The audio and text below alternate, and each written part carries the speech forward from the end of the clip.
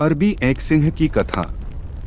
कहते हैं कि बहुत पहले जब रेगिस्तान की रेत ने पहली बार हवाओं के नाम फुसफुसाए थे, जब सूरज ने पहली बार टीलों को छुआ था और उनमें अपनी अनंत अग्नि की चमक छोड़ दी थी, तब अरब की दक्षिणी धरती पर एक ऐसा प्राणी जन्मा जिसकी पवित्रता मानव लोक की नहीं थी। उसे अलकिरसह कहा जाता था, जिसका अर्थ था जो अकेला चलता है। बुजुर्गों का कहना है कि वह उस क्षण जन्मा जब सृष्टिकर्ता ने प्रकाश को अंधकार से अलग किया और संसार में पहली सांसें भरी। उसका शरीर मोती से भी अधिक सफेद था, उसकी अयाल चांदी की तरह चांदनी में बहती थी और उसके माथे से एक लंबा चिकना सींग उठता था जो स्वयं प्रकाश की सार से बना था। उसके खुर जमीन को छूते थे पर कोई निशान नहीं छोड़ते थे, मानो वह इस धरती का नहीं, आकाश का यात्री हो। जहां वह चलता वहां पत्थरों पर भी फूल खिल उठते। जहां वह पानी पीता वहां झरने शहद जैसे मधुर हो जाते। और उसकी आंखों में गहराई और शांति थी, उनमें मानव आत्मा का प्रतिबिंब झलकता, दया, लालच, भय और खोए हुए स्वर्ग की लालसा। रेगिस्तान का पहला गीत। पीढ़ियों तक बेदुइन जनजातियों ने कहा कि केवल वही लोग उसे देख सकते हैं जिनके हृदय में लालच नहीं है। कुछ कहते थे वह हवा की आत्मा है, कुछ कहते थे स्वर्ग का दूत, मनुष्य और रहस्यों के संसार के बीच संतुलन का रक्षक। पर मनुष्य हमेशा उन चमत्कारों से डरता है जिन्हें वह अपना नहीं सकता। लाल रेत के नगर में एक धनी व्यापारी रहता था, फरीद इब्न महदी। उसके काफिले रेशम, इत्र और बहुमूल्य रत्नों से भरे रहते थे, पर उसका हृदय बेचैन था। उसे केवल एक डर था कि उसका नाम समय की रेत में खो जाएगा। एक रात जब समुद्र से हवा उठी, एक यात्री उसके तंबू में आया। उसके वस्त्र फटे हुए थे, चेहरा धूप से झुलसा था, पर उसकी आंखों में ज्ञान की ज्वाला थी। उसने कहा, दुनिया के किनारे जहां तारे भी अपना रास्ता भूल जाते हैं, वहां एक सफेद प्राणी रहता है। उसकी रक्त से अमरता मिलती है और उसके सींग से हर घाव भर जाता है। लेकिन जो उसे लालच से छुएगा वह भोर के मृगतृष्णा की तरह गायब हो जाएगा। फरीद मुस्कुराया। दुनिया उन्हीं की है जो लेने का साहस रखते हैं, उसने कहा। यहाँ तक कि चमत्कार भी। और अगली सुबह वह अपने लोगों को लेकर निकल पड़ा, वहाँ जहाँ सूरज रेत को सोना बनाता है। मृगतृष्णा का मार्ग। दिन बीतते गए, रातें गुजरती गईं। सूरज उनकी त्वचा को जला देता, रात की ठंड हड्डियां जमा देती। पानी कम हो गया, साथी मर गए, पर फरीद नहीं रुका। उसकी आंखों में एक ही सपना था, अमरता। 21वें दिन उन्होंने रेत में खुरों के निशान देखे, इतने हल्के जैसे हवा में बने हों।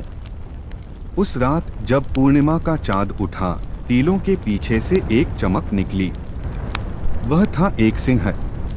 वह न सूर्य की रोशनी में था न चांदनी में, वह सृष्टि की पहली रोशनी में लिपटा था। वह अंधा नहीं करता था, बल्कि आत्मा को उजाला देता था।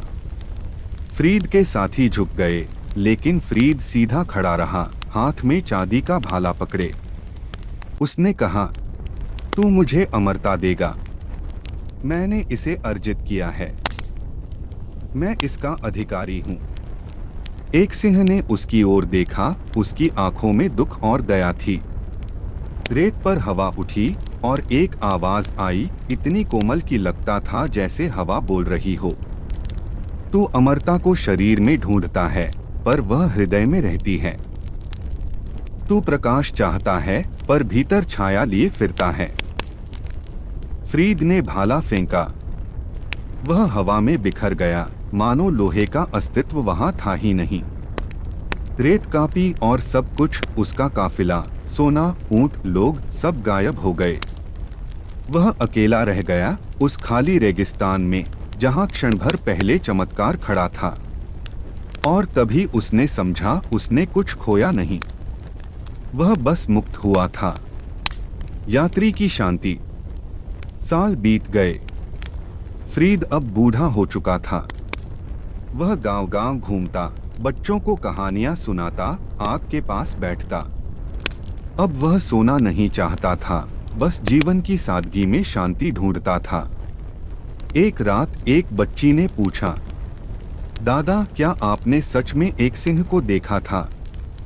वह मुस्कुराया। हर कोई उसे देखता है, उसने कहा, जब वह खुद का पीछा करना छोड़ देता है। अगली सुबह वह जागा नहीं।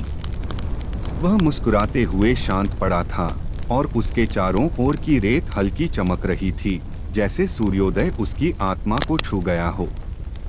अनंत पदचिह्न। आज भी बेदुइन कहते हैं, जब पूर्णिमा की रात में तुम क्षितिज की ओर देखो तो सफेद छाया को चलते देख सकते हो। जहां वह गुजरता है वहां हवा ठंडी हो जाती है और कमल व मधुर जल की सुगंध फैल जाती है।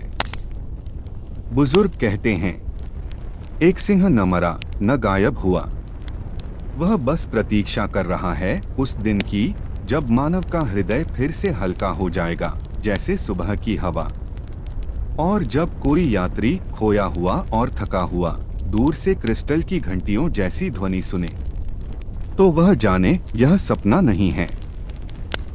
यह अलकिरसह है, संतुलन का रक्षक, अपनी शाश्वत यात्रा पर दुनिया को याद दिलाता हुआ कि चमत्कार बाहर नहीं भीतर रहते हैं। कथा की बुद्धि। सच्ची अमरता न रक्त में है न धन में।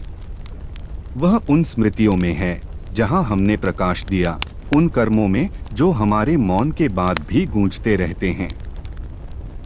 यदि यह कथा आपके हृदय को छू गई हो तो इसे पसंद करें, साझा करें और चैनल को सब्सक्राइब करें।